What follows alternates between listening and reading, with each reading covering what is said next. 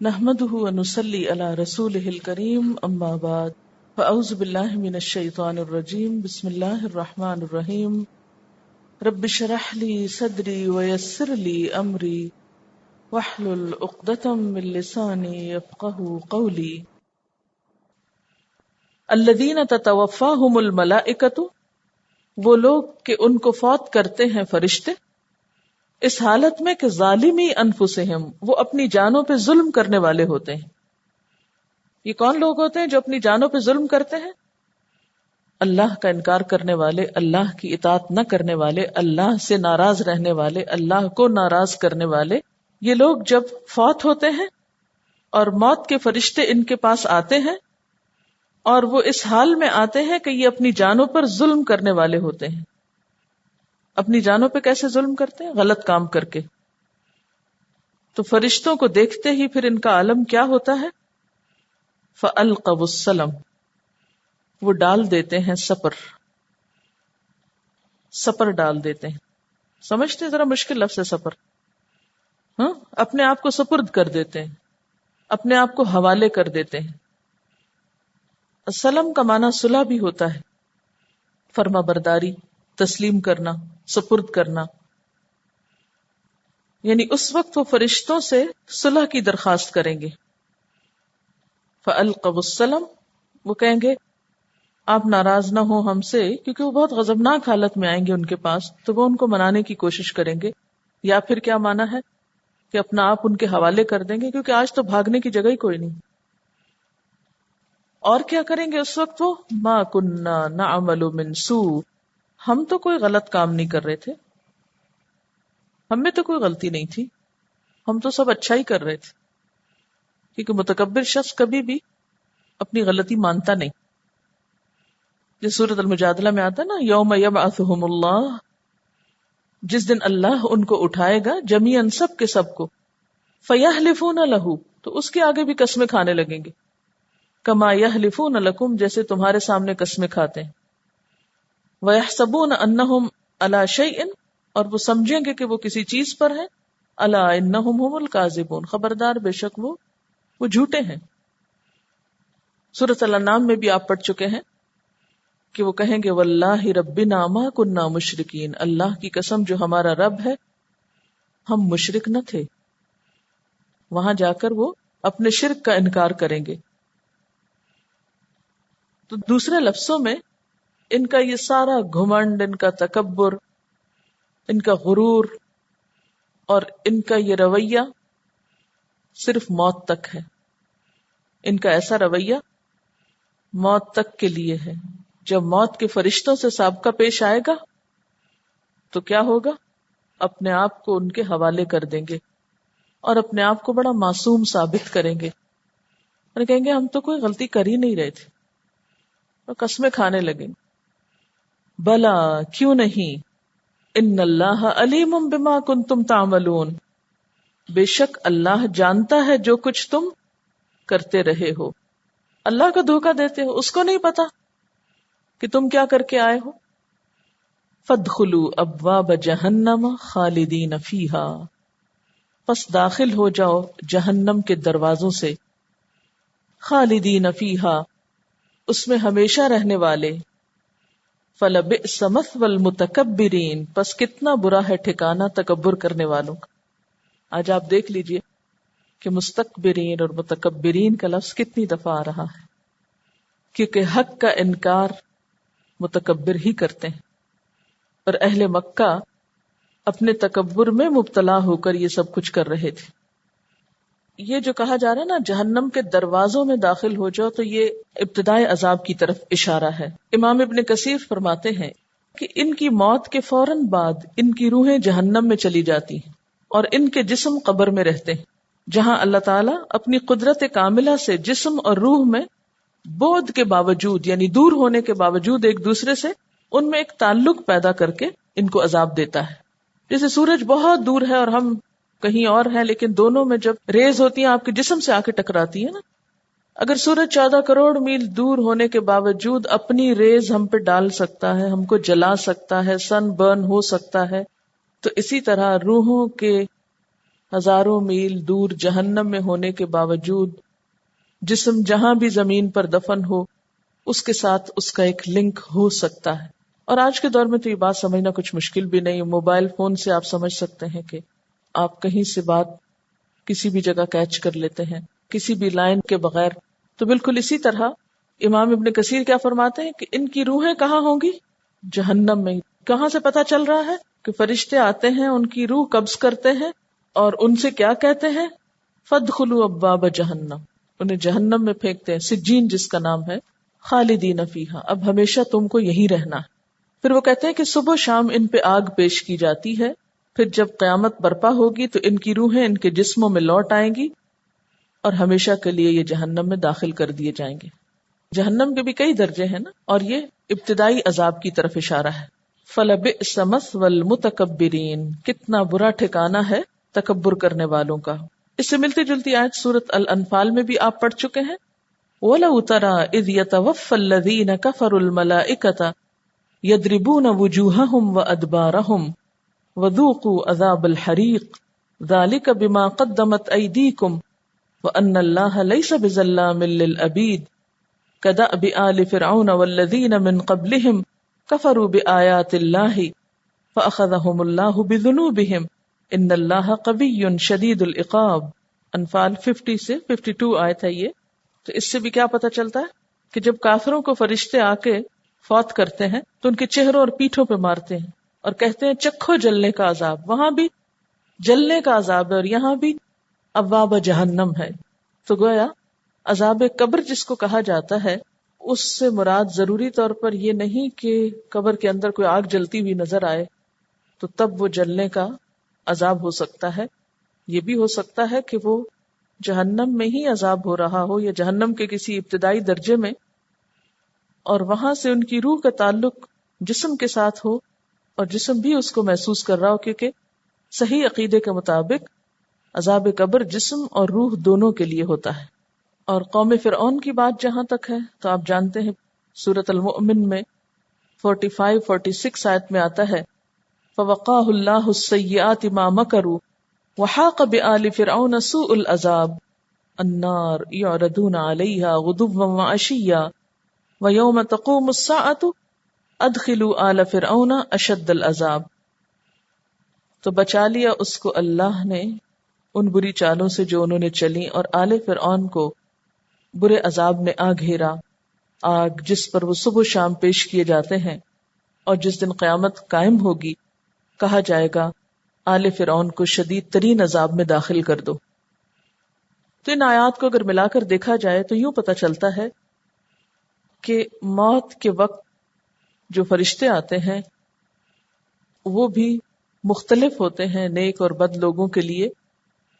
پھر جب روح نکال لیتے ہیں، جسم سے الگ کر لیتے ہیں، تو فوری طور پر اس روح کو سزا کی کیفیت سے دوچار ہونا پڑتا ہے. ایک جگہ ابواب جہنم کہا گیا، دوسری جگہ عذاب الحریق کہا گیا، تیسری جگہ آل فرعون کے لیے کیا لفظ استعمال ہوتا ہے کہ صبح شام آگ پہ پیش کیے جاتے ہیں. تو یوں پتہ چلتا ہے کہ ابھی یہ عذاب خواہ وہ جلنے کا ہے یا گرمی کا ہے یا جو بھی، وہ ہلکا عذاب ہے، کیونکہ ان دونوں آیات سے کیا پتہ چلتا ہے کہ قیامت کے دن ان سے کیا کہا جائے گا؟ اب شدید ترین عذاب میں داخل ہو جاؤ. یہ جو ہے فَلَبِئْسَ مَثْوَى الْمُتَكَبِّرِينَ، کتنا برا ٹھکانہ ہے متکبرین کا. تکبر کے اظہار کی دو بڑی صورتیں ہوتی ہیں، یعنی دو طرح تکبر کا اظہار ہوتا ہے. ایک تکبر وہ ہوتا ہے جو عام بندوں کے ساتھ ہوتا ہے، یعنی ایک مقابلے بازی کی کیفیت، اور ہر کوئی بڑا بننا چاہتا ہے. طاقت، دولت، حسن، ان بنیادوں پر جب ایک شخص اپنے آپ کو دوسرے سے زیادہ پاتا ہے ان نعمتوں میں تو عموماً تکبر کا شکار ہو جاتا ہے. جس کو وہ نعمت نہیں ملی ہوتی اس کو وہ انسان نہیں سمجھتا. جیسے آپ معاشرے میں ناہمواری دیکھتے ہیں کہ جن کے پاس مال ہے وہ جن کے پاس نہیں ان کو اپنے سے چھوٹا سمجھتے ہیں، حالانکہ اللہ کی نظر میں تو معلوم نہیں کون بڑا ہے. لیکن ایک عام رواج ہے کہ مال کی بنا پر بہت تکبر پایا جاتا ہے. اسی طرح علم کی بنا پر اور بہت سے اسباب ہوتے ہیں جو باہم لوگوں کے بیچ میں ایک تنافس پیدا کرتے ہیں. لیکن تکبر کی ایک اور صورت ہے، ایک اور شکل ہے، اور وہ کیا ہے؟ اللہ کی طرف بلانے والے کے مقابلے پر تکبر کرنا. دنیاوی نہیں، دینی معاملے میں تکبر کا ثبوت دینا. ایک تکبر عام لوگوں کے ساتھ اور ایک تکبر اللہ کی طرف بلانے والے کے مقابلے پر، کہ جو شخص اللہ کے دین کی طرف بلائے اس کے ساتھ ایسا معاملہ کیا جائے. ایسا تکبر کون کرتا ہے؟ عام طور پر وہ لوگ کرتے ہیں جنہیں دین کی طرف بلانے والے کے کام سے اپنی کسی بڑائی کے ختم ہونے کا اندیشہ یا خوف ہو. دین کی طرف بلانے والے یا اللہ کے داعی کے ساتھ عام لوگ تکبر نہیں کرتے، خواص کیا کرتے ہیں. کون سے خواص؟ جنہیں اندیشہ ہوتا ہے کہ اس شخص کے کام سے، اس کی کوششوں سے ہماری بڑائی جاتی رہے گی، ہماری گدی کے چھننے کا اندیشہ ہے. جب وہ سمجھتے ہیں کہ ہماری بڑائی پر زد پڑے گی. ایسے بڑوں کو عموماً کوئی نہیں سمجھا سکتا، ان کے سمجھانے کے لیے پھر فرشتے ہی آیا کرتے ہیں. جب وہ آتے ہیں اور پکڑتے ہیں تو پھر یہ ہتھیار ڈال دیتے ہیں. تو اشارہ ہے کس کی طرف؟ قریش مکہ کی طرف، جنہیں حضور صلی اللہ علیہ وسلم کی دعوت سے کیا خطرہ تھا؟ اپنی بڑائی کے جانے کا، اپنی سرداری کے چھننے کا. اسی لیے انہوں نے مخالفت زیادہ کی تھی. عوام نہیں تھے ایسے مخالف، انہیں اس بات سے کوئی دلچسپی نہیں ہوتی کہ کون کیا کر رہا ہے. وہ اس کی بھی سنتے ہیں، اس کی بھی سنتے ہیں، جس کی بات دل کو لگتی ہے اس کے پیچھے چل پڑتے ہیں. وہ زیادہ حجت بازی بھی نہیں کرتے. تو آپ لوگ بھی اپنے طور پر، کیونکہ بعض اوقات دل میں تکبر ایسی جگہوں سے حملہ کرتا ہے کہ انسان کو خبر بھی نہیں ہوتی کہ وہ اس بیماری کا شکار ہو چکا ہے. کیونکہ دل کی کیفیات ایسی ہوتی ہیں کہ وہ کہتے ہیں نا کہ دل میں بہت سی چیزیں چھپ کے اپنی جگہ بنا لیتی ہیں اور پتہ بھی نہیں چلتا کہ وہ وہاں پہنچ چکی ہیں. ظاہر میں تو یہ ہوتا ہے نا، مثلا اگر میرے میز پر کوئی ایک ایکسٹرا چیز پڑی ہو تو میں فوراً پہچان لوں گی کہ آج یہ چیز زائد ہے، یہاں نہیں ہونی چاہیے، یہ اس کی جگہ نہیں. لیکن اگر میرے دل میں آج کوئی زائد بات ہے تو شاید مجھے خیال بھی نہ ہو کہ میں ایک خراب بات کا شکار ہو گئی ہوں. آپ نے کبھی محسوس نہیں کیا کہ بعض اوقات آپ لوگ بے وجہ میں اریٹیٹ ہو رہے ہوتے ہیں نا، اور آپ کو نہیں پتا چلتا آپ کیوں ہو رہے ہیں. پھر ٹھہر کے خیال آتا ہے اچھا وہ فلاں بات تھی جو مجھے پریشان کر رہی، اور وہ بھی اس وقت جب آپ اپنے بارے میں خود اپنا حساب لینے والے ہوں کہ میں نے آج زبان سے یہ ناروا بات کیوں نکالی، میں نے فلاں کو تکلیف کیوں دی. تو جو لوگ خود احتسابی کرتے رہتے ہیں وہ اپنے اندر کی خرابیوں کو بھی جلد ڈیٹیکٹ کر لیتے ہیں، پہچان لیتے ہیں اور اس پر نادم ہوتے ہیں اور اصلاح کرتے ہیں. لیکن جو اپنے اندر نہ دیکھ سکیں وہ عموماً باہر دیکھتے رہتے ہیں، اس کی خرابی چن، اس کی چن، اس کی چن، سب کو بلیم کرتے ہیں، دوسروں سے شکایتیں کرتے ہیں، دوسروں کو ذمہ دار ٹھہراتے ہیں اپنی غلطیوں کا بھی. ایسے لوگ کبھی بھی پھر اصلاح نہیں کر پاتے.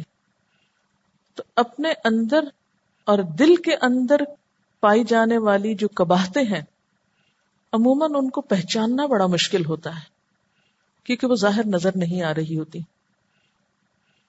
تو ہم میں سے ہر ایک کو کسی کو بھی کرٹیسائز کرنے سے پہلے، کسی کی بھی مخالفت کرنے سے پہلے ضرور یہ سوچ لینا چاہیے کہ غرض کیا ہے، مقصد کیا ہے، بنیاد کیا ہے. مویشیوں کے پاس عقل نہیں، اس لیے گلہ بان ان کو جدھر لے جاتا ہے وہ چل پڑتے ہیں. اگر ان کے پاس عقل ہوتی تو وہ ایسا نہ کرتے. اور ہمارے نظام تعلیم میں تو عقل استعمال کرنے کی کوئی بات ہی نہیں ہے، کوشچن کرنے کی اجازت ہی نہیں ہے. کچھ پوچھنے اور سمجھنے کے لیے آپ آرگیو نہیں کر سکتے، بس جو کہا جا رہا ہے آنکھیں بند کر کے کرتے چلے جاؤ، صرف اطاعت کا مطالبہ ہے. آپ سب نے بھی پڑھا ہے اسی نظام سے، تو آپ کو پتہ ہی ہے عموماً اس چیز کو ڈسکریج کیا جاتا ہے. پھر کیا ہوتا ہے؟ ہمیں عقل استعمال ہی نہیں کرنی آتی. بچے کتنے نیچر پر ہوتے ہیں نا، فطرت پر ہوتے ہیں. وہ بچپن میں کیا کرتے ہیں؟ سوال کرتے ہیں نا سیکھنے کے لیے. تو آخر کیا وجہ ہے جب ہم بڑے ہو جاتے ہیں تو ہم سوال بھول جاتے ہیں، سوال ہی کرنا نہیں آتا. دوسروں کی ذات کے بارے میں اور چیزوں کے بارے میں کرتے ہیں، اپنے بارے میں نہیں. اس لیے ہم سب کو اس معاملے میں بہت ہی محتاط رہنے کی ضرورت ہے، اور اپنا آپ بار بار پرکھتے رہنے کی کہ ہماری مخالفت کسی سے برائے مخالفت نہ ہو، اللہ واسطے کا بیر نہ ہو، جسے کہتے ہیں نا کہ بغیر کسی وجہ کے کسی کے پیچھے پڑ جانا، اور اصل میں خود بھی وجہ معلوم نہیں ہوتی.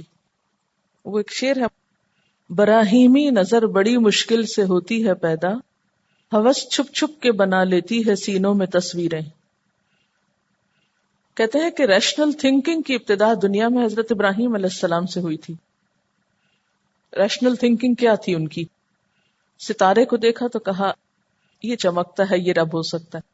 پھر جب دیکھا وہ ڈوب گیا تو کہا نہیں، ڈوبنے والا رب نہیں ہو سکتا. دس از ریشنل تھنکنگ، کہ ایک خیال آنا اور پھر اپنے خیال کو خود کرٹیسائز کر سکنا. ورنہ ہمارا کیا ہوتا ہے کہ ہمیں جو ایک خیال آ جاتا ہے، پھر اگر کوئی بھی ثابت کر دے کہ یہ خیال غلط ہے آپ کا، تو ہم ماننے کو تیار نہیں ہوتے، کجا یہ کہ ہم اپنی بات کو خود بھی رد کر سکیں، اپنی غلطی خود پہچان سکیں. اگلے روز ایک اور خیال آیا کہ چاند رب ہو سکتا ہے، پھر کہا نہیں، یہ بھی ڈوب گیا ہے. سورج کو دیکھا یہ بڑا ہے، یہ ہو سکتا ہے، کہا انی لا احب الافلین، مجھے ڈوبنے والے نہیں چاہیے. یہ ابراہیمی نظر ہے. سارا معاشرہ اندھا دھند بتوں کی پیروی کر رہا ہے، پوج رہا ہے ان کو. وہ کہتے ہیں یہ بت کس طرح خدا ہو سکتے ہیں، کس طرح معبود ہو سکتے ہیں کہ نہ بولتے ہیں، نہ سنتے ہیں، نہ کھاتے ہیں، نہ پیتے ہیں، نہ کسی کے کام آتے ہیں، پھر یہ خدا بنے ہوئے ہیں. یہ ہے براہیمی نظر، خود انالائز کر سکنا.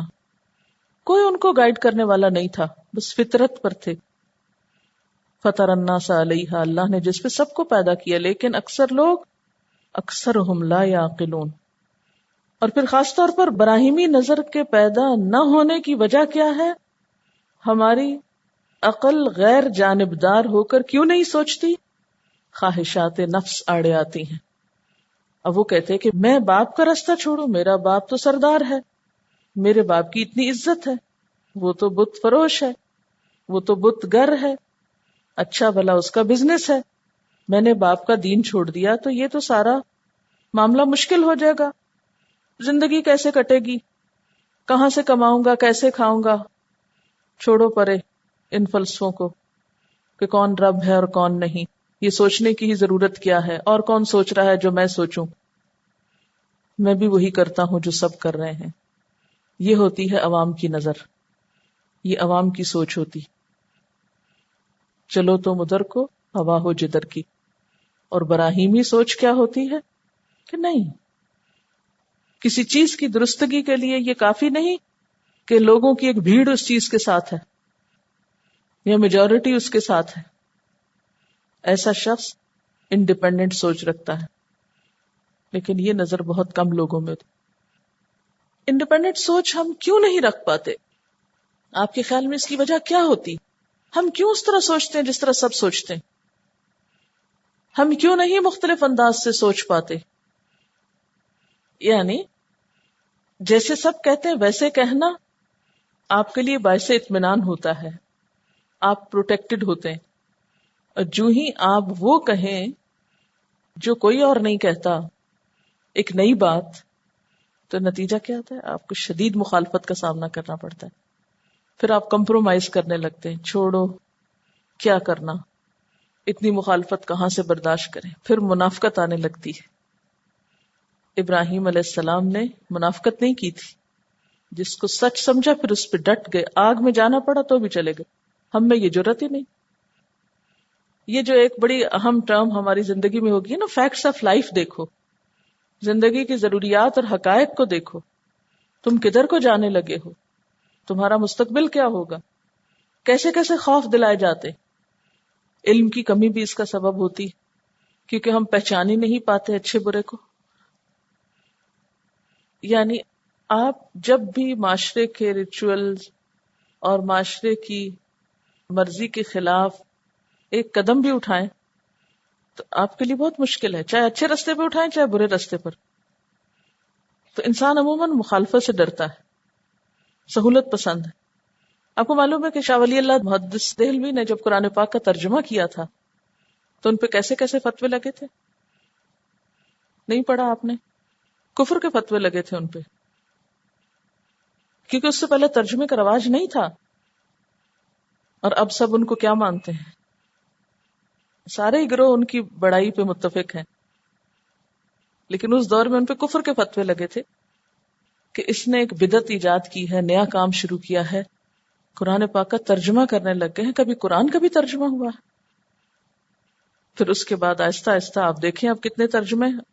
اب ترجمہ کرنے والوں کو تو کوئی کافر نہیں کہتا، مان لیا نا سب نے. تو کوئی بھی جو چینج ہوتا ہے شروع میں اسے ریجیکٹ کر دیا جاتا ہے، پھر جب چینج لانے والا خود جمع رہے تو آہستہ آہستہ لوگ بھی اس کو ایکسپٹ کرنے لگتے ہیں. اس کا یہ مطلب نہیں کہ ہمیشہ چینج اچھا ہی ہوتا ہے، یہ بھی پھر عقل سے تعلق رکھتا ہے کہ آپ چینج کو بھی پہچانے کہ وہ کس قسم کا ہے. اس سے معاشرے میں پازیٹیوٹی آ رہی ہے، مثبت رویے ابھر رہے ہیں، یا اس چینج سے بغاوت ابھر رہی ہے اور منفی رویے پیدا ہو رہے ہیں. یعنی جو کچھ آپ کسی کو دے رہے ہیں اس سے نتائج کیا برآمد ہو رہے ہیں. جیسے قرآن پاک میں آتا ہے نا فلولا نفر من کل فرقۃ طائفۃ منہم لیتفقہوا فی الدین ولینذروا قومہم، نتائج لعلہم یحذرون. تو اگر نتائج کے اعتبار سے یہ چینج فائدہ مند ہے تو جمے رہے. Minds are like parachutes, they work better یا best when they are open. بالکل صحیح. اب متکبرین کے بعد متقین کا بیان ہے کہ متقین کیا کرتے ہیں اور کیا کہتے ہیں. وقیل للذین اتقوا، اور تقوی کرنے والوں یا خدا ترس لوگوں سے پوچھا گیا، ان سے کہا گیا ماذا انزل ربکم، تمہارے رب نے کیا اتارا ہے. سوال ایک ہی ہے، متکبرین سے بھی یہی سوال تھا اور متقین سے بھی یہی سوال ہے. قالوا خیرا، کہنے لگے بہت اچھا، خیر نازل کی ہے، بہت خوب، بہت عمدہ چیز آئی ہے. اللہ تعالیٰ فرماتے ہیں للذین احسنوا فی ہذہ الدنیا حسنہ، اس طرح کے نیکوکار لوگوں کے لیے، ایسی بات کہنے والوں کے لیے اس دنیا میں بھی بھلائی ہے. ولدار الآخرۃ خیر، خیر کہنے والوں کے لیے آخرت کا گھر بھی بہت اچھا ہے. دونوں کے جواب میں فرق کیوں ہے؟ بات یہ ہے کہ جن کے اندر تکبر کی نفسیات ہوتی ہے، جب وہ اللہ تعالیٰ کی بات سنتے ہیں تو ان کا دماغ الٹی سمت میں چل پڑتا ہے، ان کا پہیہ الٹا گھومنے لگتا ہے. اس لیے وہ اس سے نصیحت نہیں لے پاتے. وہ چونکہ خود ٹیڑھے ہوتے ہیں، ان کو کجی ہی تلاش کرنی ہوتی ہے تو انہیں کجی ہی نظر آتی ہے. لیکن جس شخص کے دل میں اللہ کا ڈر ہوتا ہے، تقوی، وہ اللہ تعالیٰ کی بات کو پوری آمادگی اور سنجیدگی سے سنتا ہے. ایسے شخص کے لیے اللہ کا کلام اللہ کی پہچان کا ذریعہ بن جاتا ہے. اس پیغام میں اسے زندگی کی حقیقت نظر آتی ہے، عملی پہلو نظر آتا ہے. اور جب پوچھنے والے ان سے پوچھتے ہیں کہ اللہ تعالیٰ نے کیسی چیز اتاری ہے تو وہ بہت خوبصورت انداز سے جواب دیتے ہیں. اب دیکھیں کہ ہمارے معاشرے میں بھی اللہ تعالیٰ کی کتاب کے بارے میں، اس کی تعلیم کے بارے میں ایسے ہی دو اوپینین پائے جاتے ہیں نا. اور پھر ایک منطقی انجام بھی تو ہونا چاہیے نا. کیا کہ جیسا کوئی کہے، سمجھے، عمل کرے، اس کا انجام بھی ویسا ہی ہو. اس لیے وَلَنِعْمَ دَارُ الْمُتَّقِينَ، کتنا اچھا گھر ہے متقی لوگوں کا. جنات عدن، ہمیشگی کے باغات. عدن کا معنی ہوتا ہے اقامت، توطن، یعنی پرماننٹ ریزیڈنس.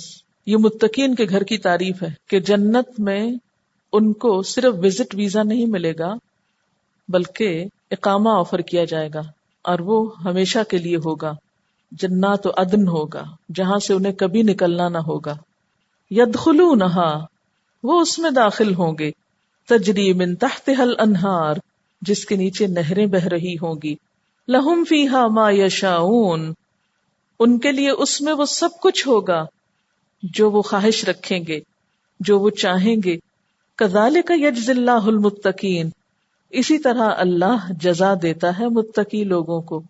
جیسا دل ویسا عمل ویسا انجام، جیسی سوچ ویسے کام ویسا انجام، منطقی نتیجہ ہے. ان کے پاس جب فرشتے آتے ہیں موت کے وقت تو یہ کیا کرتے ہیں؟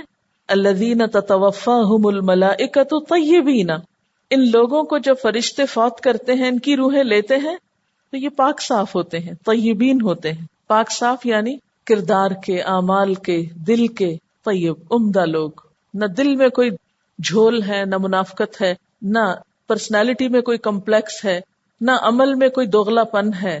طیبین، جس طرح دنیا میں پرسکون، مطمئن اور اچھے حال میں رہتے تھے، وہی حال ان کا موت کے وقت بھی ہوتا ہے. کیونکہ موت بھی تو اسی طرح آتی ہے نا جس طرح کے آپ کے حالات ہوتے ہیں، جیسے آپ زندگی میں ہوتے ہیں. یقولون سلام علیکم، فرشتے آ کر ان کو سلام کہتے ہیں اور کیا خوشخبری سناتے ہیں؟ ادخلوا الجنت، جنت میں داخل ہو جاؤ. بما کنتم تعملون، بوجہ اس کے جو تم عمل کرتے ہوتے تھے. یہ جنت کون سی ہے؟ شہداء کے لیے تو براہ راست جنت میں داخلہ ہو جاتا ہے. اسی طرح قبر میں بھی جنت کی طرف کھڑکی کھلتی ہے اور ایک لنک اچھے لوگوں کا اس سے پیدا ہو جاتا ہے. احادیث میں آتا ہے کہ جب مومن کو دفن کیا جاتا ہے اور فرشتوں کے سوال جواب ہو چکتے ہیں تو اس کی قبر میں جنت کی طرف سے ایک کھڑکی کھول دی جاتی ہے جس کی خوشبو سے اس کا دماغ معطر ہوتا ہے، اور اسے کہا جاتا ہے کہ ایسے آرام اور خوشی سے سو جاؤ جیسے ایک نئی نویلی دلہن سوتی ہے نئے گھر میں آ کے. یعنی متقی شخص کے لیے قبر پھر کیسی جگہ ہو جاتی ہے؟ جیسے ایک دلہن کے لیے اس کے شوہر کا گھر ہوتا ہے. اگرچہ جگہ تبدیل ہوتی ہے لیکن اسے کوئی خوف نہیں ہوتا، ایک خوشی ہوتی ہے اس میں. یہ مسند احمد کی روایت کا مفہوم تھا. اور وہ ابھی اپنی نیند بھی پوری نہیں کر چکا ہوتا کہ بعث بعد الموت کا وقت آ جاتا ہے، یعنی قیامت آ جاتی ہے. اور وہ یہ سمجھتا ہے شاید ابھی وہ گھنٹہ دو ہی سویا ہو، لیکن اسے بتایا جاتا ہے کہ تم یہاں حشر کے دن تک سوئے رہے ہو. جیسے اصحاب کہف کو اٹھ کے پتہ نہیں چلا تھا نا کتنی دیر سوئے، تو ایسے ہی نیک شخص اپنی قبر میں جا کے آرام شروع کر دیتا ہے، سو جاتا ہے، اور خواب میں وہ اچھے اچھے نظارے دیکھتا رہتا ہے، اس کی روح خوش ہوتی رہتی ہے، اس کا دماغ معطر ہوتا ہے، اور اس کے برزخ کا وقت بس ایسا ہی ہوتا ہے جیسے کچھ دیر سو کے اٹھا.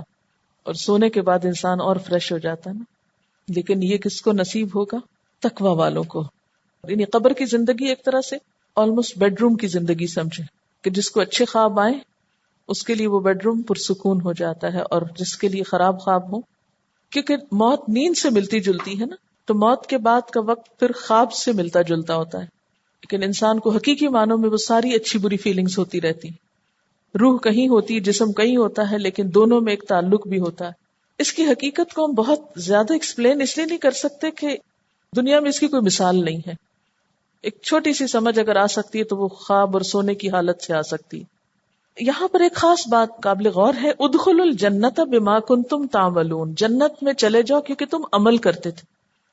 اچھا، ہم نے تو یہ پڑھا کہ جنت میں کوئی شخص اپنے عمل کی بنیاد پہ نہیں جا سکے گا جب تک اللہ کی رحمت نہ ہو، اور یہاں آ رہا ہے کہ جنت میں چلے جاؤ اپنے عمل کی وجہ سے.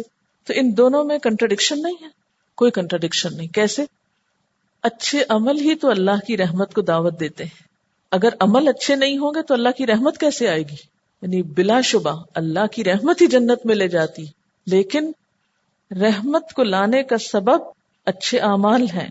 ان اللہ لا ينظر الى صورکم واموالکم ولکن ينظر الى قلوبکم واعمالکم. صحیح مسلم کی روایت ہے نا. اللہ تمہارے صورتیں اور مال نہیں دیکھتا، یعنی اللہ کو تم پہ رحم تمہاری شکل دیکھ کے نہیں آتا. وہ کیا دیکھتا ہے؟ تمہارے دل دیکھتا ہے، تمہارے اعمال دیکھتا ہے. اور دل کے اندر تقوی اور ظاہر میں اچھے عمل دیکھ کر اس کی رحمت جوش میں آتی. کیا کسی کے جرم کو دیکھ کر بھی اس کی رحمت جوش میں آئے گی؟ کسی کی نافرمانیاں دیکھ کر اس کی رحمت جوش میں آئے گی کہ وہ پھر جنت دے اس کو؟ تو یہ دو باتیں آپس میں کنٹرڈکٹ نہیں کرتی. رحمت کے لیے عمل ضروری ہے اور جنت کے لیے رحمت ضروری ہے. وآخر دعوانا ان الحمد للہ رب العالمین. سبحانک اللہم وبحمدک نشہد ان لا الہ الا انت نستغفرک ونتوب الیک. السلام علیکم ورحمۃ اللہ وبرکاتہ.